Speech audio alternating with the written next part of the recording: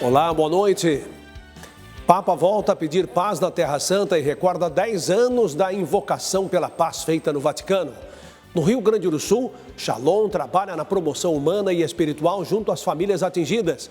Arcebispo de Brasília, cardeal Paulo César Costa, vai presidir missa na intenção de um Brasil sem aborto. Presidente Lula se reúne com reitores de universidades, mas greve continua.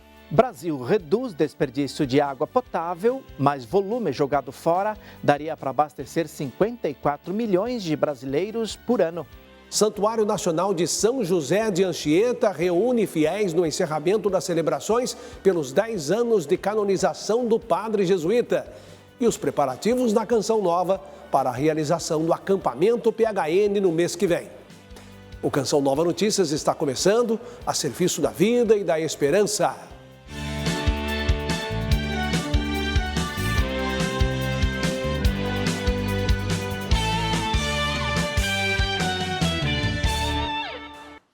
O Papa Francisco voltou a pedir paz na Terra Santa nesse domingo e recordou os 10 anos da invocação pela paz feita no Vaticano. Foi durante a oração mariana do Ângelus, quando o Santo Padre refletiu a liberdade de Jesus. O Papa explicou que Jesus era livre diante do dinheiro, do poder e do sucesso. Curava gratuitamente os doentes, sem pedir nada em troca. Não procurava apoio dos poderosos, mas estava sempre ao lado dos últimos e nunca renunciava à verdade, mesmo diante do risco de ser impopular. Francisco destacou que a liberdade diante do dinheiro, do poder e do sucesso é importante também para cada um de nós não nos tornarmos escravos dessas coisas.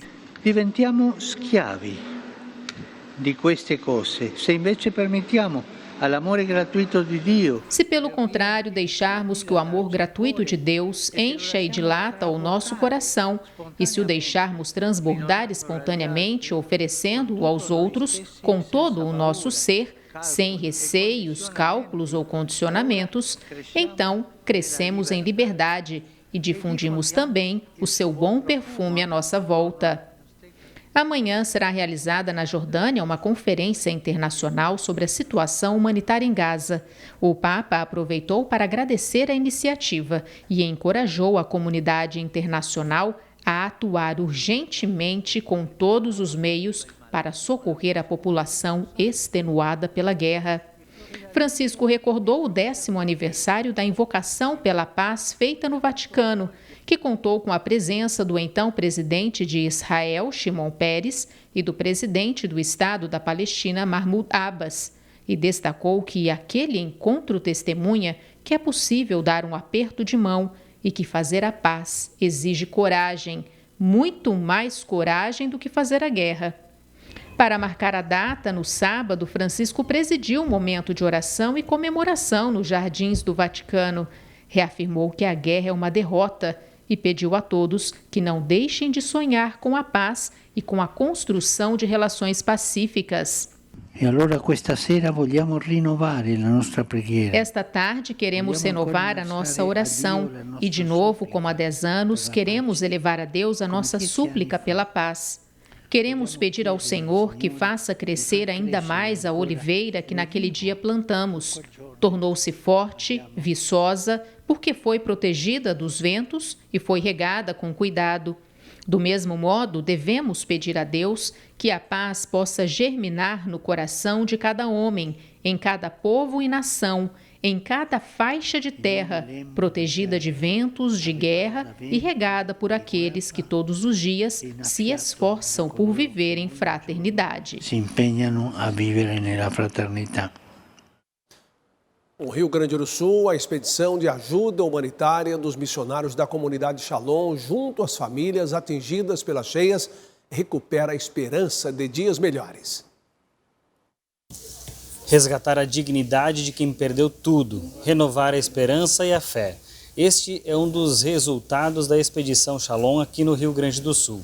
O trabalho missionário realizado em diferentes regiões do Brasil e do mundo agora ajuda na promoção humana e espiritual de quem viu grande parte de sua história submergir nas enchentes. A presença da comunidade Shalom aqui tem inúmeros efeitos.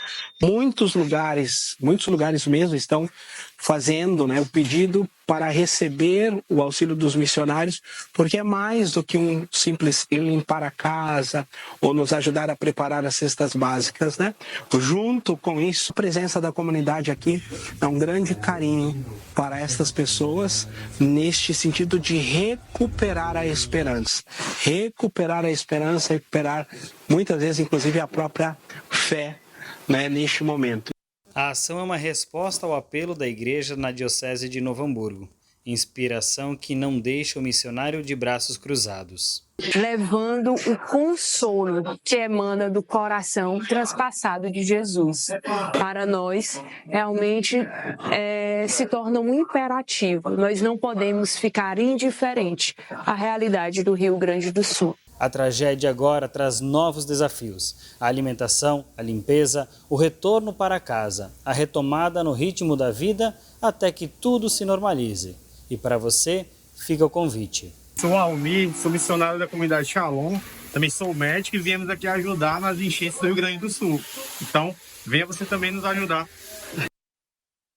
A Diocese de Piracicaba, no interior paulista, conseguiu arrecadar 1.100 toneladas de donativos às famílias atingidas pelas inundações no Rio Grande do Sul. O gesto contou com a ajuda de centenas de voluntários. A mobilização da Diocese de Piracicaba, em parceria com o Exército de Formiguinhas, começou no início de maio, quando as inundações ganharam força no Rio Grande do Sul. Desde o início da campanha, mais de 30 carretas com donativos foram enviadas ao estado gaúcho. Ao todo, 1.100 toneladas de roupas, alimentos, água, itens de higiene e produtos de limpeza foram arrecadados. A campanha em prol do Rio Grande do Sul foi encerrada na semana passada. Os donativos foram encaminhados para as regiões diocesanas de Porto Alegre, Novo Hamburgo, Santa Maria, Santa Cruz do Sul, Montenegro e Cachoeira do Sul. Nós preferimos fazer esse encaminhamento diretamente para algumas dioceses e especificamente para algumas paróquias, onde nós tivemos um contato prévio com os padres dessas paróquias e assim nós enviamos através de doações. Foram mais de 35 caminhões, entre carretas, caminhões que foram direcionados para esses lugares. Essa doação, ela não foi só material, muitas pessoas também estiveram presentes como voluntários para ajudar na descarga das doações e depois no carregamento dessas doações.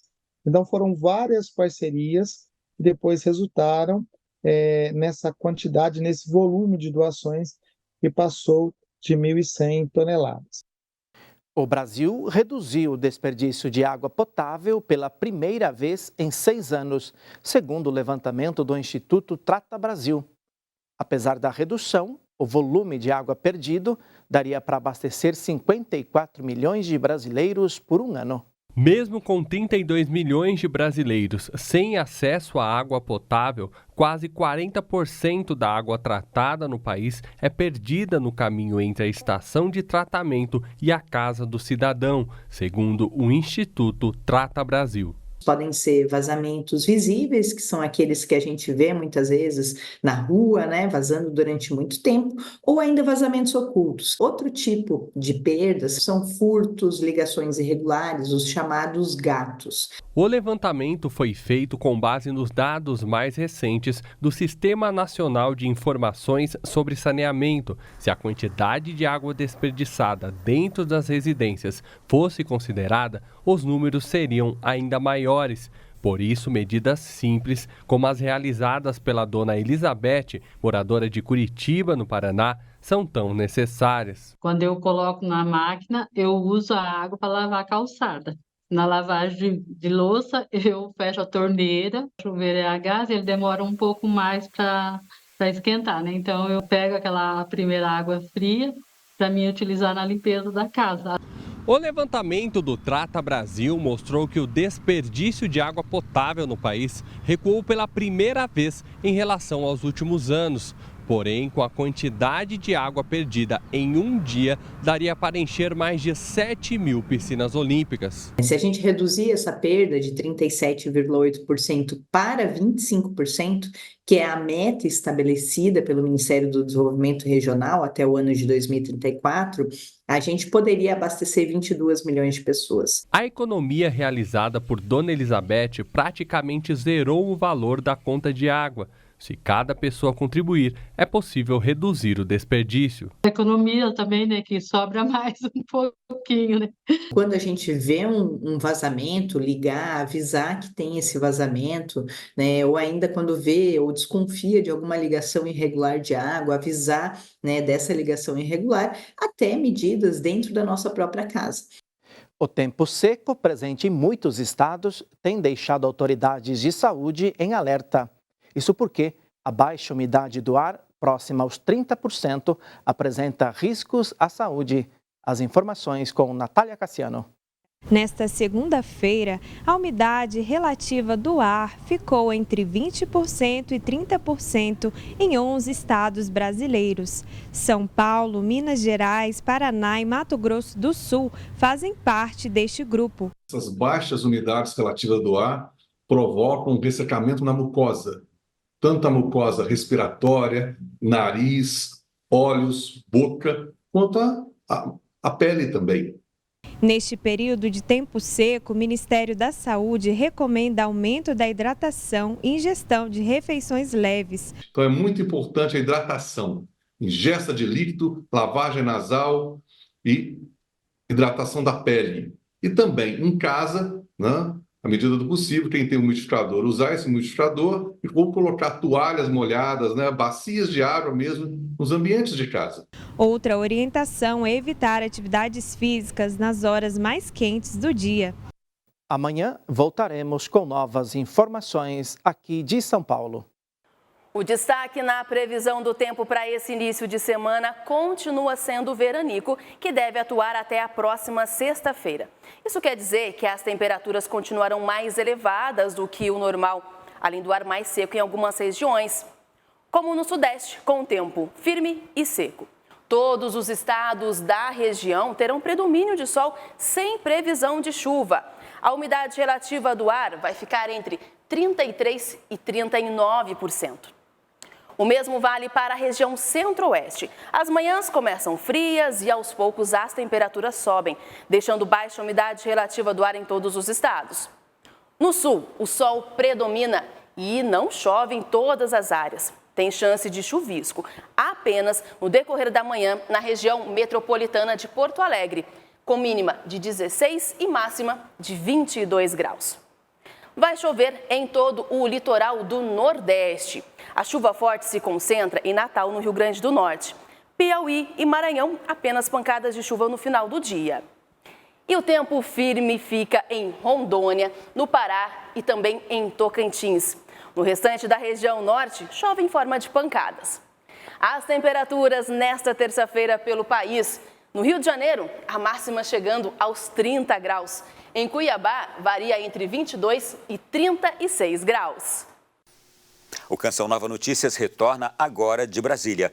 Está marcada para amanhã a 17ª Marcha Nacional da Cidadania pela Vida. Este ano o tema será A Marcha pela Vida inicia na fecundação. O arcebispo de Brasília, cardeal Paulo César Costa, vai presidir a Santa Missa de abertura na intenção de um país sem aborto. A repórter Camila Castro foi até a esplanada dos ministérios, de onde fala sobre os preparativos. A missa será 12h15 na Catedral Metropolitana Nossa Senhora Aparecida. Após a celebração, haverá concentração em frente à Catedral para o início da Marcha Nacional da Cidadania pela Vida e a primeira Marcha Distrital da Cidadania pela Vida, na esplanada dos ministérios, em direção ao Congresso Nacional. Olha, o ato pede a aprovação do projeto de lei do Estatuto do Nascituro, que tramita na Câmara dos Deputados desde 2007, que prevê que o aborto seja considerado crime hediondo, para que sejam assegurados os direitos dos bebês que ainda estão na barriga da mãe. A expectativa é de que esse projeto de lei seja votado amanhã, na Câmara dos Deputados. O evento tem o apoio da Arquidiocese de Brasília e de outros movimentos, como a Associação Nacional Pro Vida e Pro Família. Eu converso agora com o João Carlos de Almeida, que faz parte desse movimento. Amanhã é um dia importantíssimo, né, João? Pois é, Camila, estamos aí na fase final de preparativos, né? Uma expectativa muito boa de uma grande marcha, onde nós temos realmente a aprovação do Estatuto do Nascituro como um dos objetivos e também da sistolia fetal, que é, na verdade, um assassinato de bebês, como, por exemplo, até 8 meses, 9 meses, no ventre de suas mães, nos casos de estupro, né? Inclusive, amanhã, no Congresso Nacional, haverá uma votação emergencial exatamente para impedir esse tipo de situação, que é a sistolia fetal. Então, todos estão convidados. Por quê? Porque é muito importante que essa marcha chegue no Congresso, como sempre acontece, para que sensibilize os parlamentares. E de lá nós também teremos a fala de vários deputados, senadores pró-vida e de alguns deputados distritais também. Então é muito importante a presença de todos. A Câmara dos Deputados deve analisar um projeto de lei para equiparar o crime de aborto após 22 semanas de gestação ao de homicídio. O texto poderá ser votado depois da aprovação de um pedido de urgência que deve ser analisado nesta terça-feira. O projeto de lei conta com a assinatura de 32 parlamentares e a expectativa é alcançar cerca de 300 votos favoráveis. O pedido de urgência foi incluído na pauta pelo presidente da Câmara, Arthur Lira. O aborto voltou a ser tema no Congresso após o Supremo Tribunal Federal barrar uma resolução do Conselho Federal de Medicina que impedia a interrupção da gravidez com o uso de cloreto de potássio. Na regra em vigor, o aborto é punido com penas de até 10 anos de prisão. Já o projeto de lei prevê prisão de até 20 anos quando houver consentimento da gestante ou por iniciativa própria, em gestações acima de 22 semanas. O crime passa a ser equiparado ao de homicídio simples. O texto foi apresentado pelo deputado federal Sóstenes Cavalcante, do PL do Rio de Janeiro, em maio.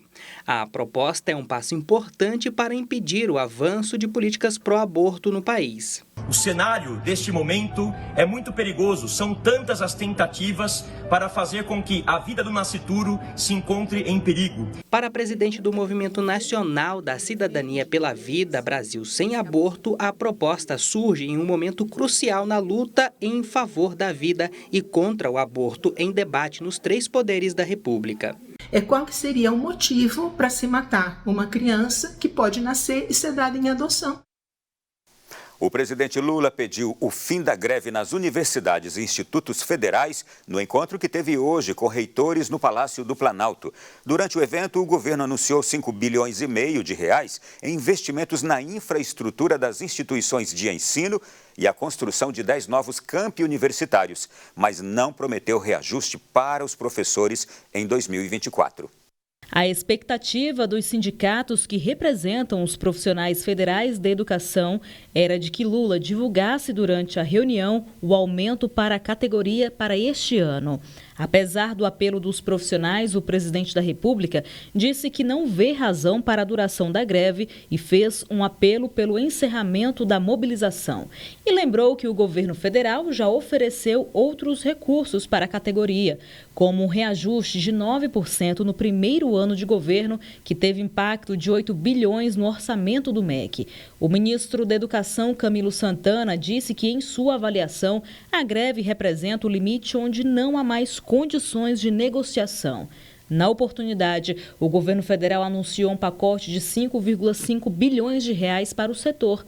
Novos hospitais universitários serão construídos e a abertura de 10 novos campos no país. O evento foi um dos últimos compromissos em Brasília, antes de embarcar para a Europa. Lula emendará visitas a Genebra, na Suíça, para uma reunião da Organização Internacional do Trabalho e a Itália, na cúpula dos líderes do G7. Na ocasião, o presidente fará reuniões bilaterais com chefes de estados de outros países. A Conab, Companhia Nacional de Abastecimento, exigiu que as empresas que arremataram a importação do arroz em leilão realizado na semana passada comprovem a capacidade técnica e financeira no processo de importação, já que das 4 empresas vencedoras, apenas uma demonstra atender a tais critérios. De acordo com o governo, o leilão ocorreu para ampliar a oferta do produto depois das enchentes no Rio Grande do Sul. Mas a atitude desagradou alguns setores do agronegócio, que afirmam que os produtores da região já haviam feito colheita de arroz antes da catástrofe, o suficiente para suprir a demanda do país. Nós ficamos por aqui e amanhã estaremos com mais notícias de Brasília. Daqui a pouco, a oferta de milhares de vagas para quem busca oportunidade de trabalho. E no Espírito Santo, o encerramento das celebrações dos 10 anos de canonização de Padre Anchieta.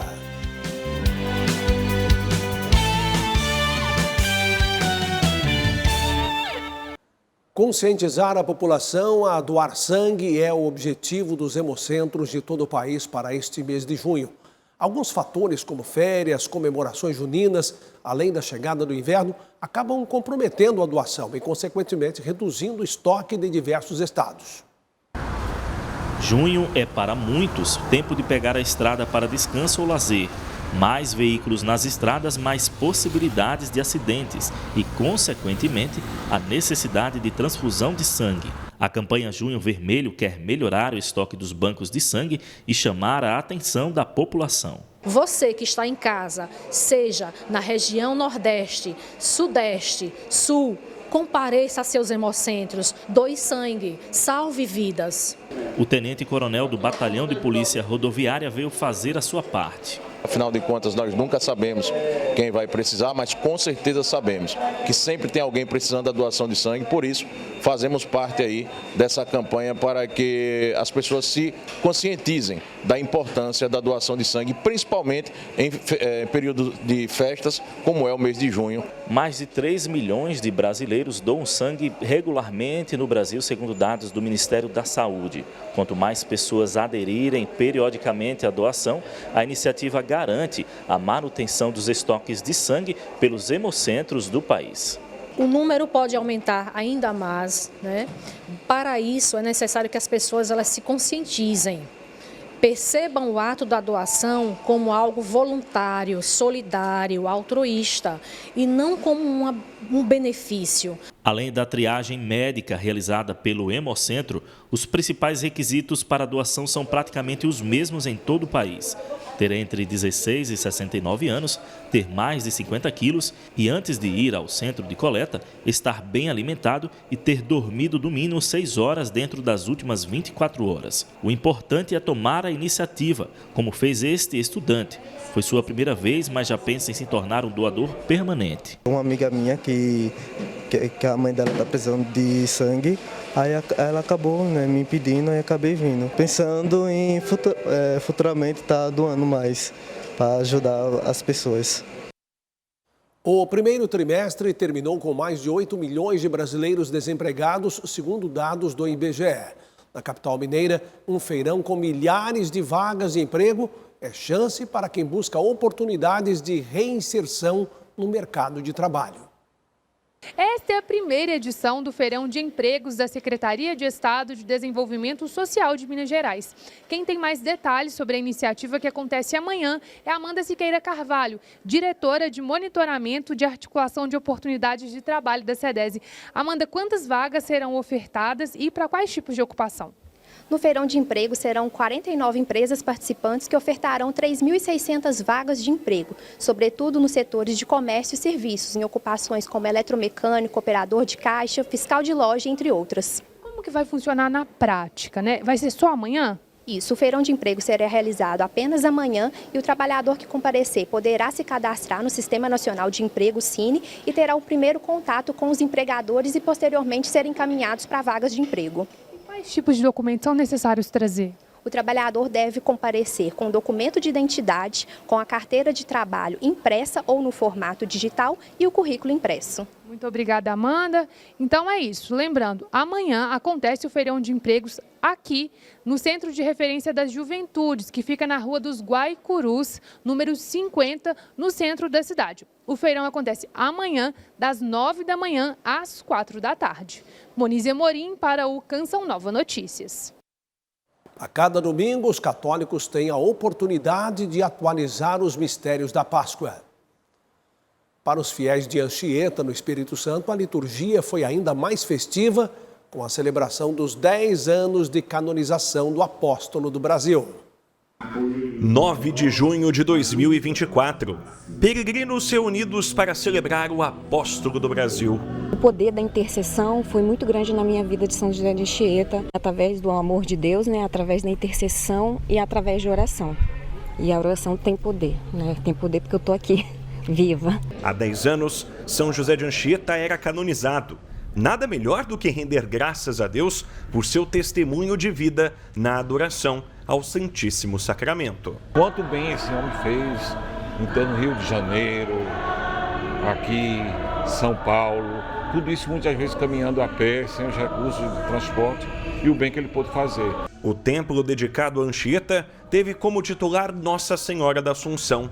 É na oração do terço dos Josés e Josefas que o santuário vive a espiritualidade mariana do santo da Companhia de Jesus. Eu fiz uma promessa, se tivesse tudo bem, ele se chamaria José e todo dia antes de ir para o médico, eu vim aqui pedir intercessão de São José, porque o medo era grande, de algum exame, alguma coisa dar errado, e agora eu estou aqui. O ponto alto da celebração desse dia festivo foi a Santa Missa presidida por Dom João Justino, vice-presidente da CNBB. Na Eucaristia, os fiéis buscam as condições necessárias para evangelizar a sociedade, inspirados no comprometimento que marcou a vida do santo jesuíta. Quanto ele deixou de herança religiosa, cultural, espiritual, no campo da educação, enfim, nós precisamos de ter esse espírito de Anchieta. Se a comunidade se dispõe, realmente a gente consegue fazer muita coisa. Então tudo que alcançamos com a festa este ano foi fruto desse trabalho juntos. E para fechar o dia festivo, boa música.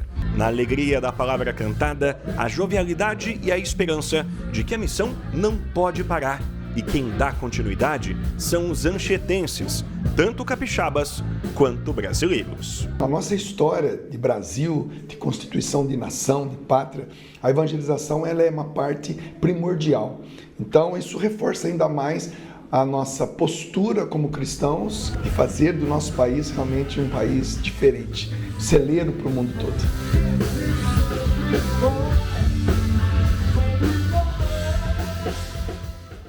Falta um mês para o acampamento PHN, que será realizado pela comunidade Canção Nova de 10 a 14 de julho no interior de São Paulo. O clima é de preparação para receber milhares de jovens e a edição 2024 traz novidades. Ou Santos ou nada. Esse é o tema do acampamento PHN 2024.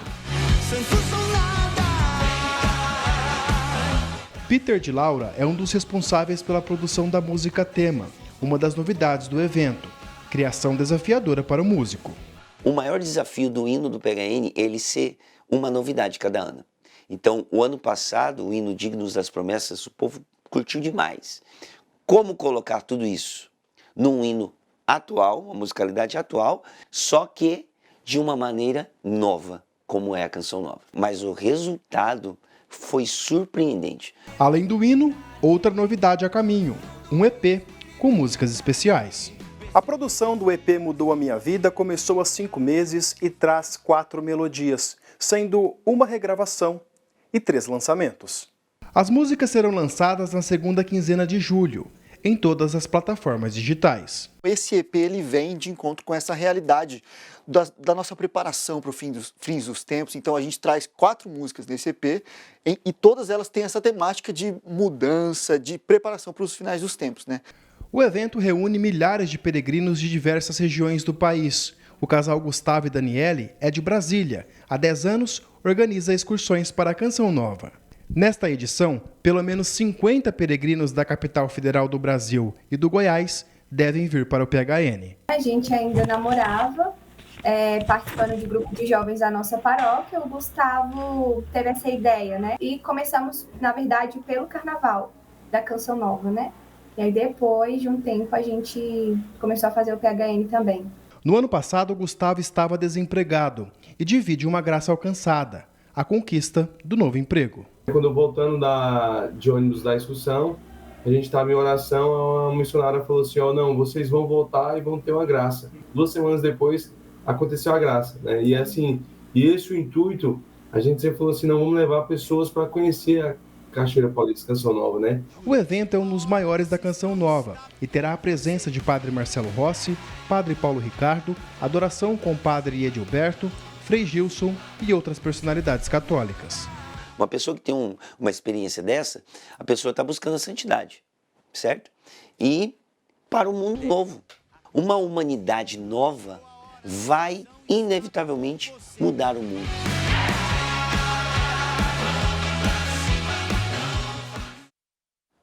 Pois é, são muitas as histórias de pessoas que tiveram a vida transformada por meio das pregações de padres e missionários aqui na Canção Nova. São memórias que marcam. Gente de todo o Brasil se fazendo unida à Canção Nova, porque o coração foi tocado pela esperança cristã. Graças a você, sócio e benfeitor. Vejam só, nós estamos com 26% de nossa meta na campanha do projeto Dai-me Almas deste mês. Conheça a obra Canção Nova e promova a sua doação pelo site clube.cançãonova.com ou pelo Pix com a chave pix.doação@cançãonova.com. E obrigado por sua fidelidade. Histórias curadas pelo poder da fé no acampamento que inspirou participantes ao aprofundamento da espiritualidade, renovando a esperança cristã. Na Trilha da Cura, marcou a programação de quem veio para a Canção Nova nesse fim de semana. Caminhos para se encontrar com Deus, histórias entrelaçadas no mesmo sentido. Gestos de fé confirmam. Eu te convido a louvar e agradecer o Senhor pela transformação. O acampamento na Trilha da Cura foi organizado pela comunidade Betânia. Eu tenho um Deus que não se cansa de me levantar. Dos 12 aos 33 anos, Bruno trafegou no mundo das drogas, mas há 8 meses reconstrói sua trilha com o apoio do Recanto Betânia de Curitiba. É a primeira vez que vive um acampamento de oração na Canção Nova. Eu aprendi muita coisa ontem, hoje estou aprendendo. Aprendi a amar, aprendi a perdoar. A minha vida agora é uma vida nova, né? Melhor que a vida que eu levava antes, na vida das drogas, né? Dependendo dos outros, morava na rua. E hoje eu sou um cara mais novo. Cruz, ato de entrega e amor. Relíquia de Padre Léo no palco. Túnica, estola e cruz usadas pelo sacerdote. Em meio a centenas de espectadores se entregando à vocação dada por Deus, está Jefferson. Ele me quer inteiro para ele, para eu ser todo dele, e eu precisei trilhar esse caminho de cura aqui. Desde os 16 anos, Jefferson sentiu chamado ao sacerdócio. 20 anos depois, será seminarista na Diocese de Marabá, no Pará. Deus que não coloca limites para nos amar, para estar conosco, e não importa o que a gente tem feito, mas Ele quer recomeçar dentro da gente, mas a gente precisa dar o primeiro passo, fazer a nossa trilha. Também conhecida como cura das feridas emocionais, a cura interior norteou a missão evangelizadora de Padre Léo. Isso foi possível após o sacerdote notar que as drogas e o alcoolismo eram fugas mentais para a maioria das pessoas. O Padre Léo falava, inclusive, uma das pregações dele, ele fala que todos nós precisamos de cura interior. E se a gente estuda, ele estudava a carta aos Filipenses e diz que lá tinha 27 pontos de cura interior. A necessidade de um acampamento desse é impressionante. E quando a gente cura o nosso coração, a libertação vem automaticamente. Principalmente quando nós fazemos um evento sobre cura interior, é justamente para que as pessoas possam voltar o olhar para si mesmas e descobrir que sempre Deus tem um jeito. Como para Juliana, sua filha de 3 anos morreu vítima de pneumonia. Vivo um luto ainda hoje, infelizmente. Então é algo que eu tenho que curar, né? Às vezes não consigo lidar muito com a perda, mas Deus tem dado suporte e eu estou ainda conseguindo prosseguir. Lidar com o luto e sarar a dor é um processo. É saber que no momento, muitas das vezes, o que é impossível para a gente, para Deus é só uma questão de tempo, né? É difícil, mas é melhor passar pela tempestade, pela dor, com Jesus no barco, porque se Ele estiver no barco, o barco não afunda. Mas é saber que se Deus permitiu passar por isso, Ele também vai dar o suporte para a gente dar conta de seguir em frente.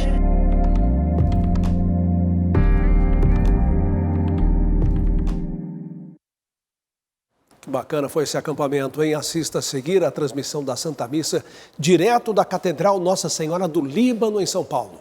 Boa noite, paz para você.